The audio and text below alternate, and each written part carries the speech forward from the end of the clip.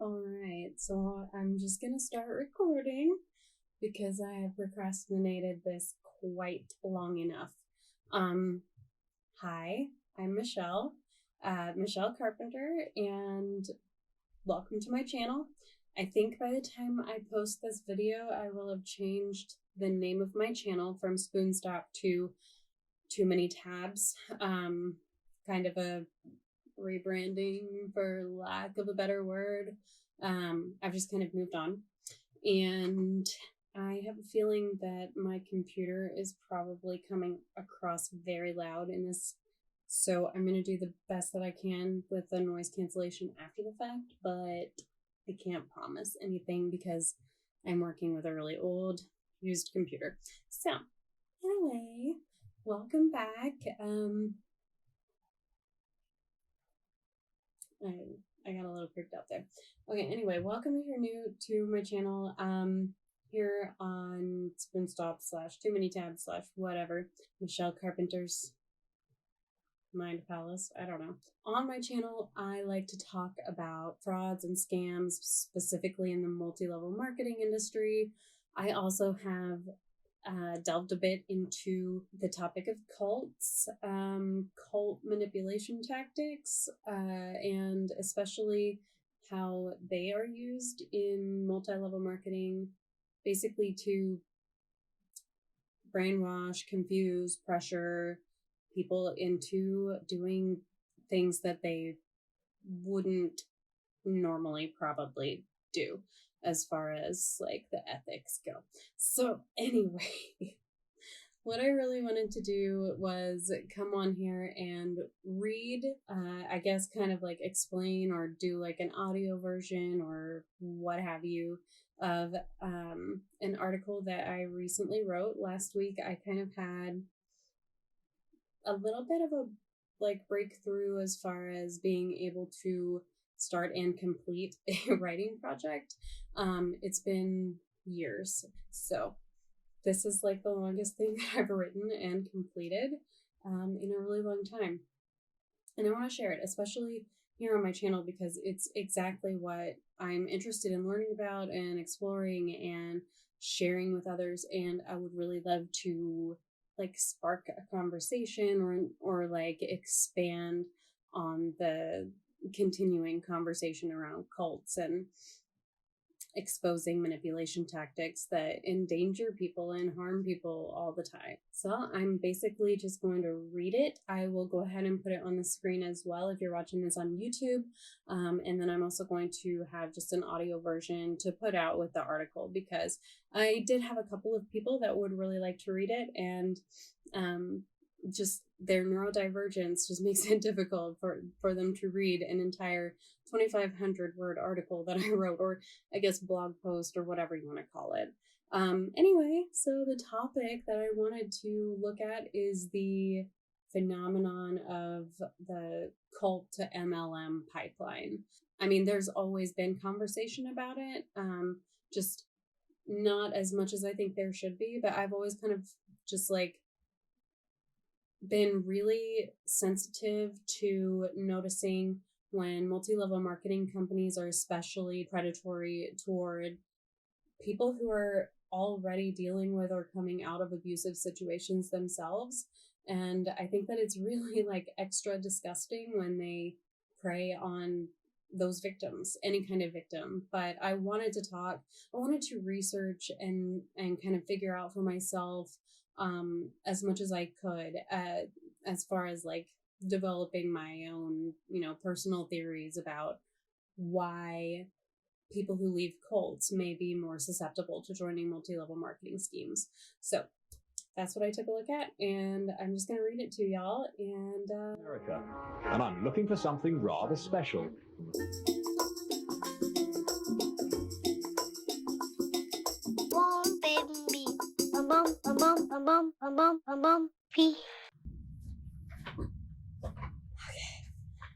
So, real quick, I wanted to say a few words actually, about an unofficial sponsor of my channel.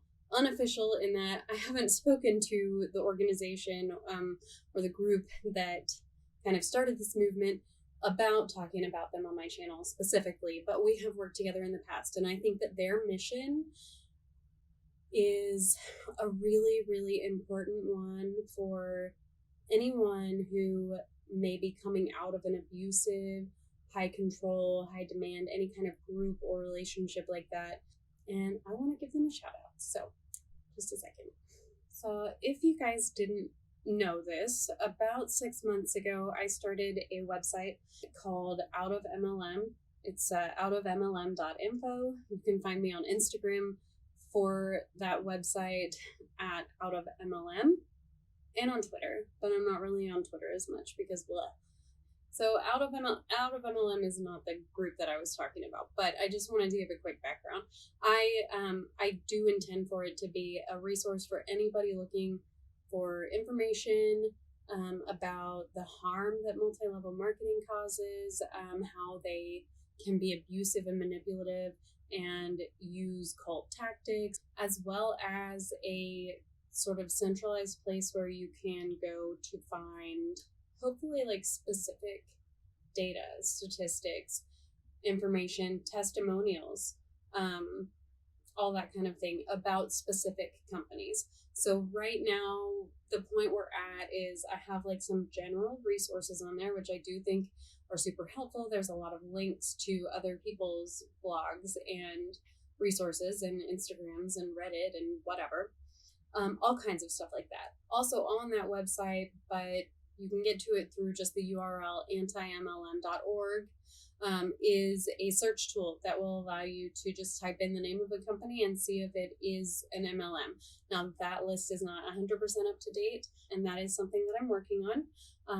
Anyway, all that to say, Out of MLM and myself are proud to support the hashtag #IGotOut movement, which empowers survivors of cultic abuse to share their stories online as a catalyst for education, healing, and prevention. Getting out of a controlling group or relationship can trigger profound shame, confusion, regret, guilt, loneliness, but there is tremendous power in sharing our stories for our own healing and for helping others. When we speak up, we can change the world and we can heal together. Get involved with the hashtag #IGotOut movement. Learn how you can tell your story and support survivors at igotout.org. Now, on to the funny business. That's not funny. That's so stupid. A few weeks ago, I discovered Substack, which I guess I'd heard of before, but I didn't really know what it was, and I joined it, and it turns out it's like Xanga and like LiveJournal combined, maybe? Anyway, it's like my favorite thing ever now.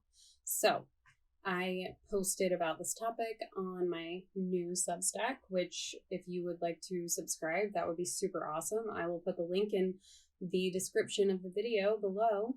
But it is just michellecarpenter.substack.com. And yeah, so I'm going to pull it up on the screen while I read it off, and hopefully this will help spread the message to people who don't want to spend the next 12 minutes reading. Okay.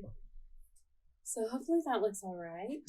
I've never used this editing program before, so we'll kind of just play this by ear. So I called this blog post Out of the Frying Pan.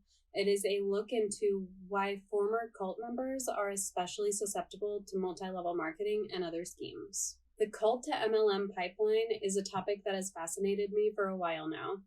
I have found it difficult to write about publicly because of the general lack of understanding or knowledge pertaining to some of the requisite concepts in society at large. I've had some incredible conversations with former MLM participants, ex-cult members, and cult experts over the past year that have been light bulb moments for me, connections suddenly toppling one another like dominoes. But how to explain where I'm coming from in order to broach the subject with people unfamiliar with how cultic abuse and mind control work in all of these groups?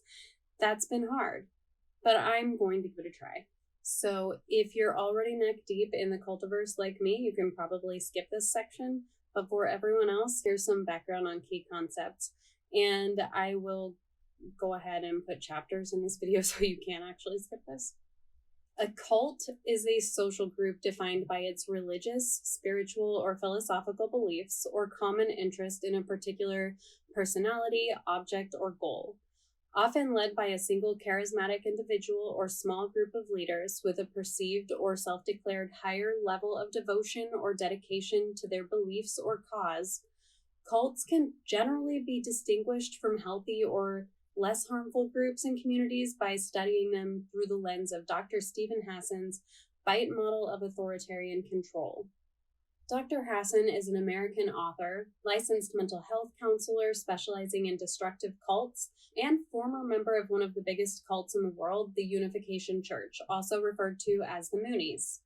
Hassan has developed the BITE model. BITE stands for behavior control, information control, thought control, and emotion control, a tool for understanding and analyzing the various forms of manipulation and control that may be used in abusive or cult-like environments. The main tenets of the BITE model are control over members' behaviors, information, thoughts, and emotions. And I'm going to break each one of those down very, very, very succinctly. Behavior control.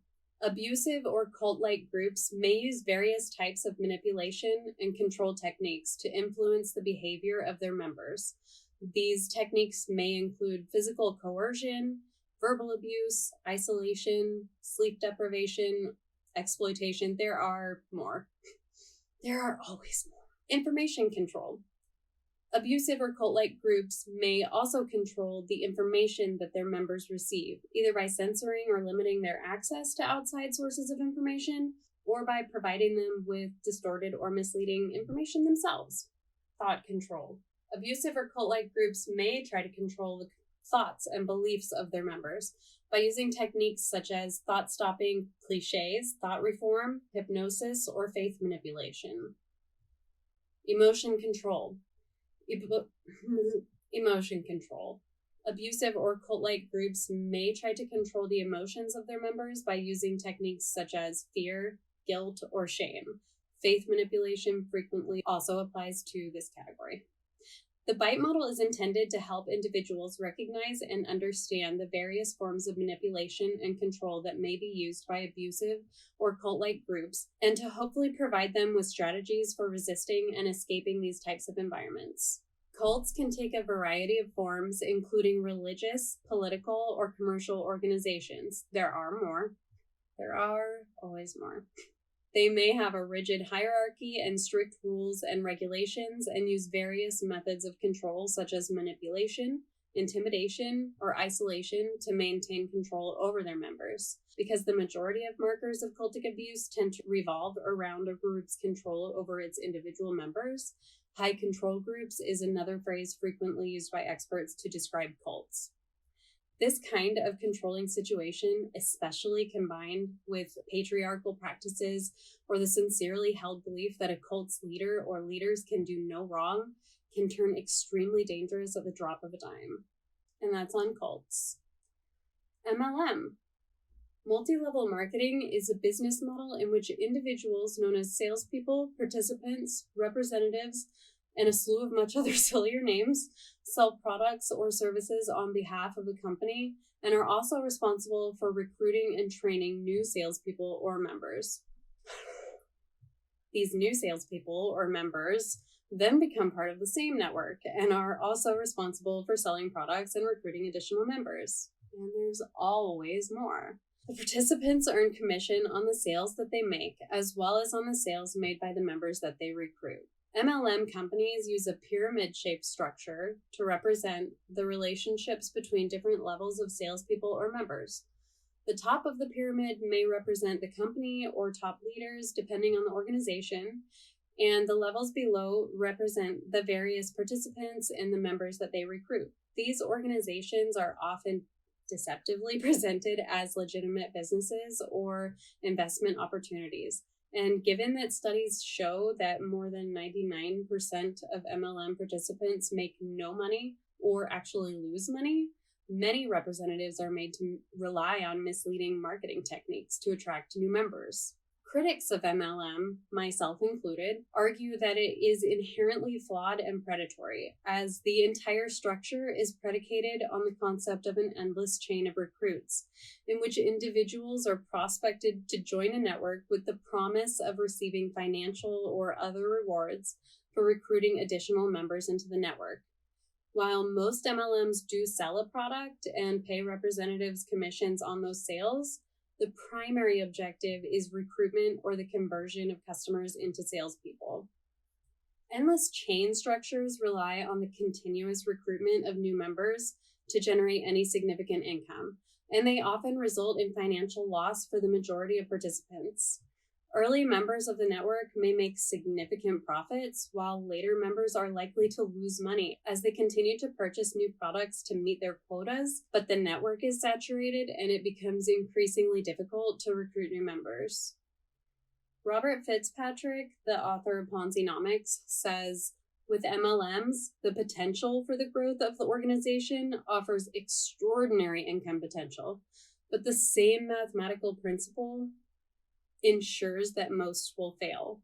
In other words, the success of a few is based on the failure of many. In essence, an endless chain as a feasible, let alone ethical, business model is a myth. Okay, so why am I thinking about this? That's what this part's about.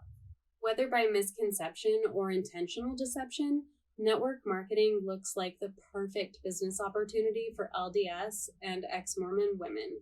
So the other day, I was reading comments on a video from one of my favorite YouTube channels, Growing Up in Polygamy. Seriously, go check them out because they're freaking awesome, and I will put I don't know what side, but I'll put something for you to click on. One viewer asked the creators if they'd consider making a video on how LDS women typically join MLMs, which the viewer also thinks are frequently cults, and how that is so huge amongst Mormon women and moms. So Melissa, one of the two creators for the channel, replied that it was a great idea for a video, and she said, I think the main reason so many LDS women join MLMs is because they can still earn income while staying at home with their children, which we were always taught is the most important and primary duty of a woman. I love the simplicity of this answer because it perfectly encapsulates the pipe dream that is being sold to all of these women. I don't think that that's the real reason that they join, and more on that in a minute, but I do think that most of them believe that's the reason.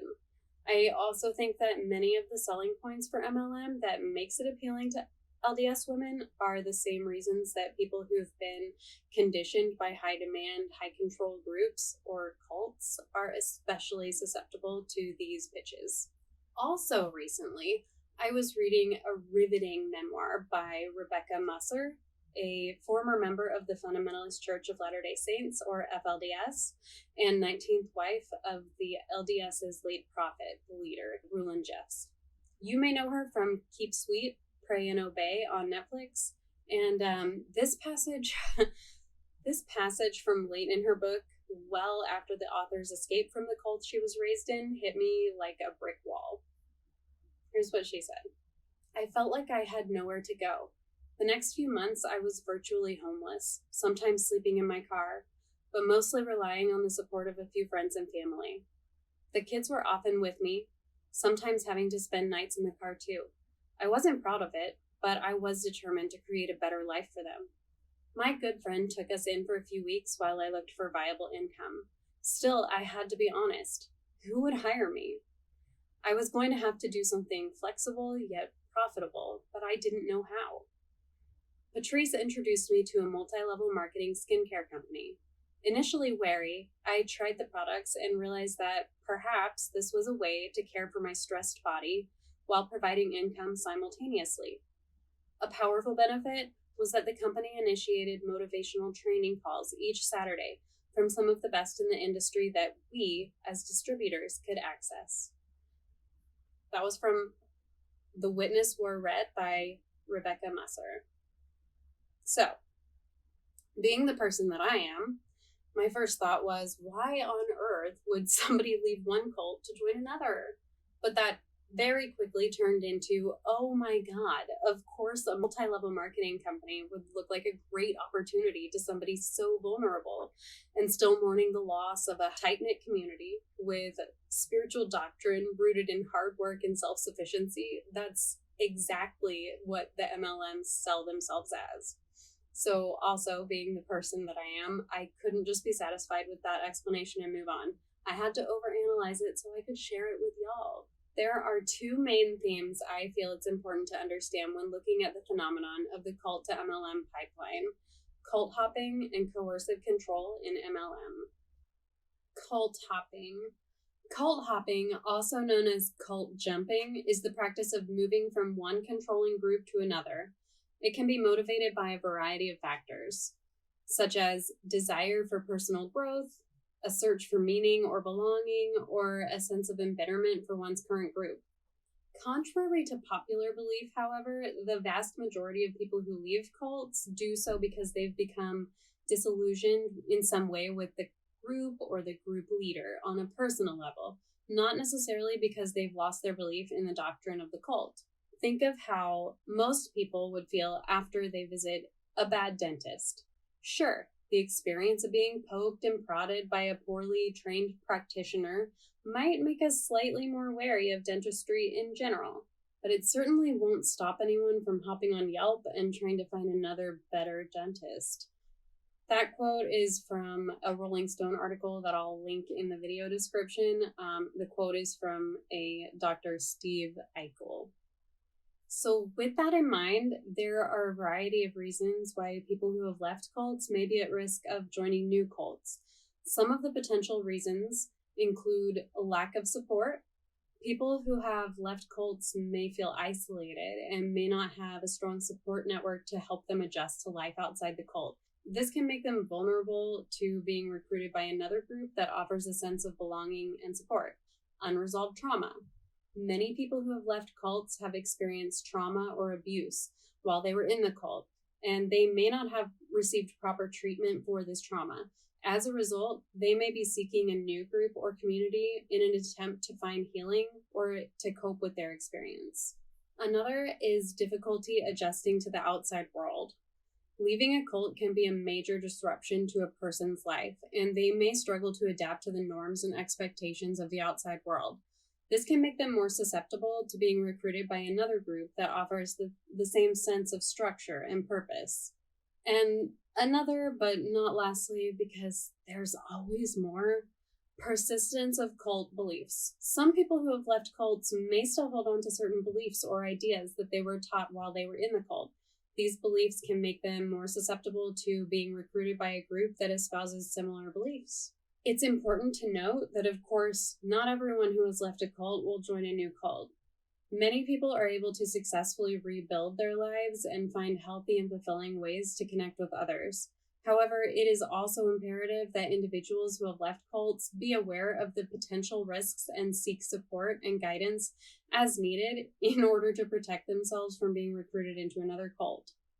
Coercive control in MLM.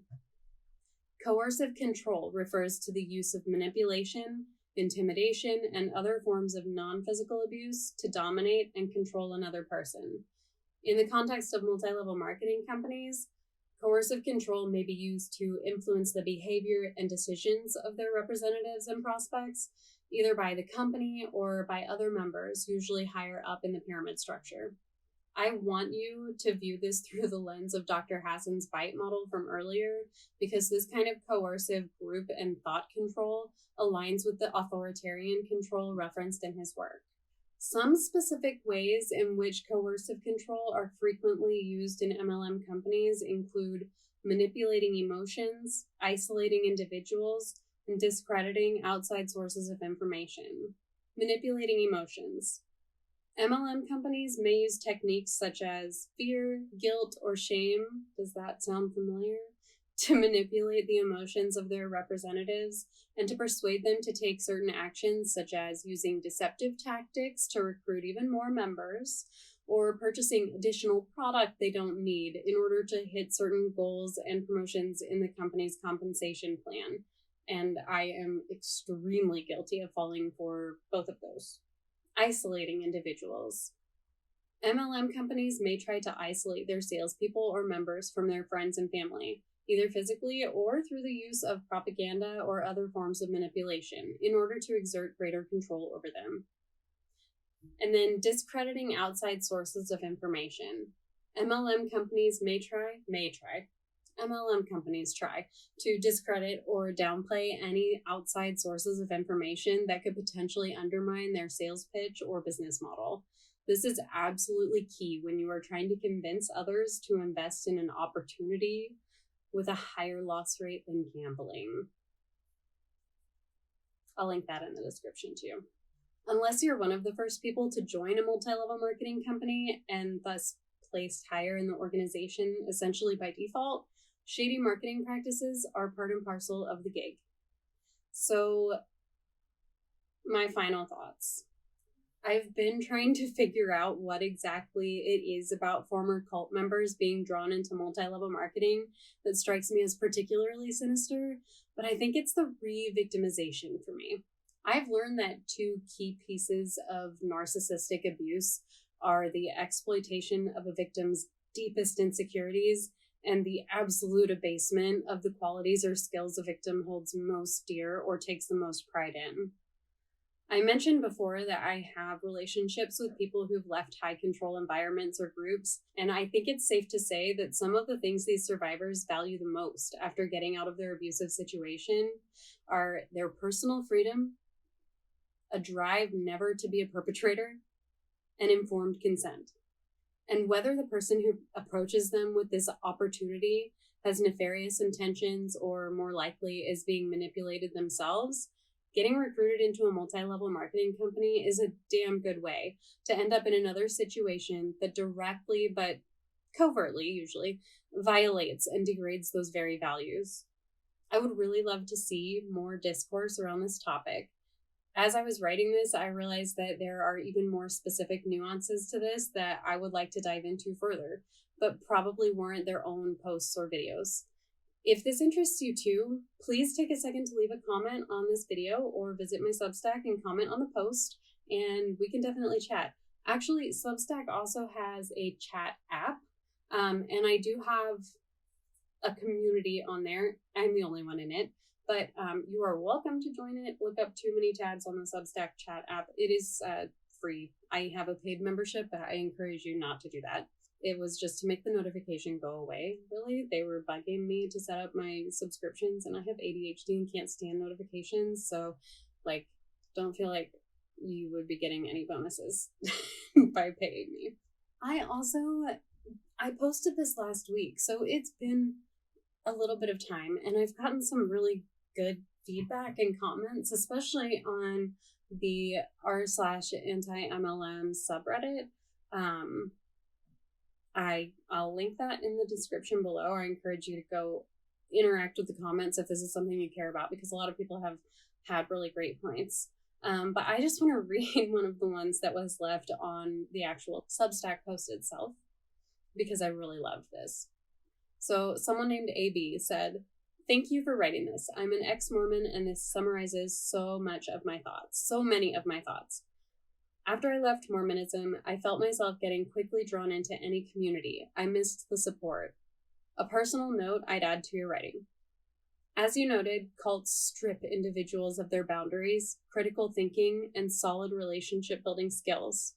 After leaving Mormonism, it was like I had to exercise a new muscle in ways that felt strange and awkward. It was in these exhausting exercises that I felt myself most susceptible to cult hopping.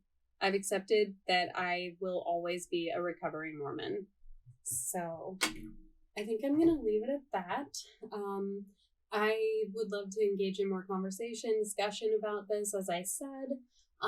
So please feel free to DM me on Instagram, reply to one of my community posts on YouTube, because I have a YouTube community tab now, so we can kind of interact a little bit easier if you are primarily on YouTube. And I don't know. go sub to my Substack if you want to be notified via email whenever I write a new blog post or article. And I guess for now that's it. And